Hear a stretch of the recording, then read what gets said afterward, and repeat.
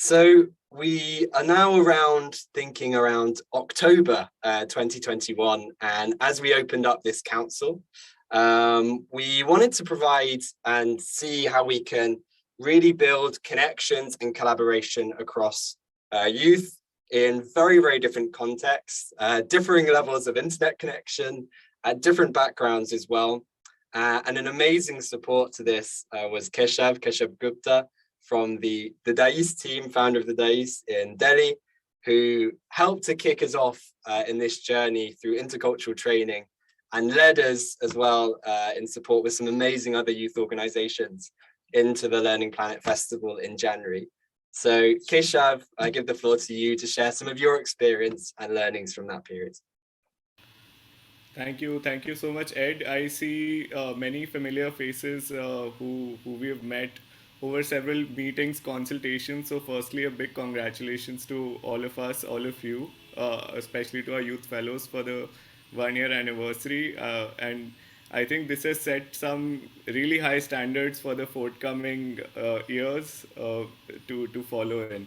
This also funnily sort of marks our 1 year's almost 1 year of joining the Catalyst community, from where we collaborated with the Learning Planet. So also just best wishes for the Catalyzing Change Week to all our members.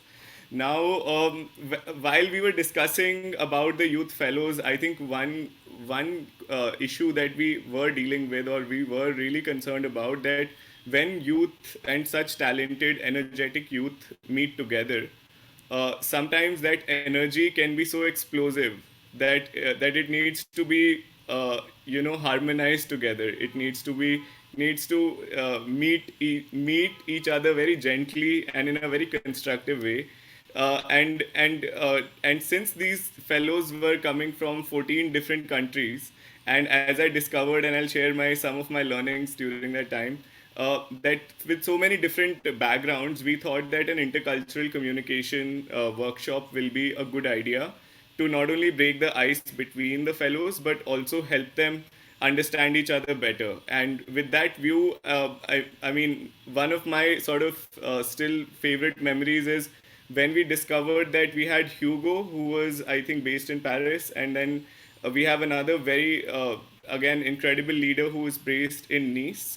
And the two of them, when we spoke with our group, we found out that they are both French, but they can relate more and they have more similarities to people outside their countries with fellows from other different countries, rather than just how they feel within the group itself. So right from there, we got to partner up with Almas and Karan when we were looking at the future of education for a Model UN conference. And again, like, I'd attribute the leadership and energy of our youth fellows, because when we pitched the idea of a Model UN, it hadn't been done previously at that level. And all of a sudden, we had a couple of youth fellows who just enthusiastically said, "Yes, this is a good idea. This must be done." So really, I sort of saw from their energy and the fact that when we say that we want them at a decision making level, that they're actually making the difference, and actually that is leading to influencing our respective thoughts, and individually as well as collectively. So I could already see that aspect.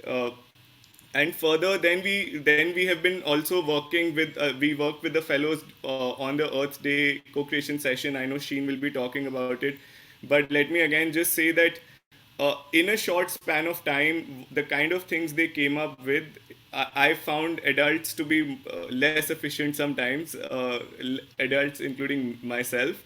And their ability, and I think that's one thing we should learn from all of us, is their ability to believe that something is possible. Their ability to look past the barriers, sometimes of pragmatism, that we call pragmatism, and their passion to withstand all these challenges, especially when they arrive, because when challenges arrive, they arrive at the moment they arrive to us. But when we think, we already create all those challenges in our minds. So one thing that I definitely gained and learned from the entire, like, collaboration with all the fellows was was just to believe that things can be done, and then start our sort of mindset from there. So that's that. And I think I'll conclude my sort of my part with just I think recalling my first conversation with Raven, who had mentioned that she wants to build a library in Philippines for the youth community there. And when I heard her again, like just right now, talk about the literacy program that she has already created over there, so that makes me very, very proud. And I think that's just one story. There are 18 such stories we have with all the fellows, and then council members, and as well as the fellows. So we look forward, and in fact tomorrow we are again having Almas and Karan join us for the future of education and the follow-up session from the Learning Planet Festival as a part of the Catalyzing Change Week. So I think our actions sort of speak as loud as they can, in that sense that we truly emphasize that more young people should have this floor and that they can create a lot more change. So thank you once again. On final note, I'd really like to appreciate the hard work that Ed and the entire team has put in all the time in coordinating meetings, emails, documents.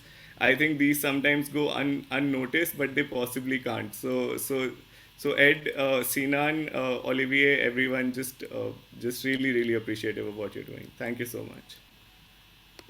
I'm very touched, Keshav. Thank you so much. Thanks for sharing as well.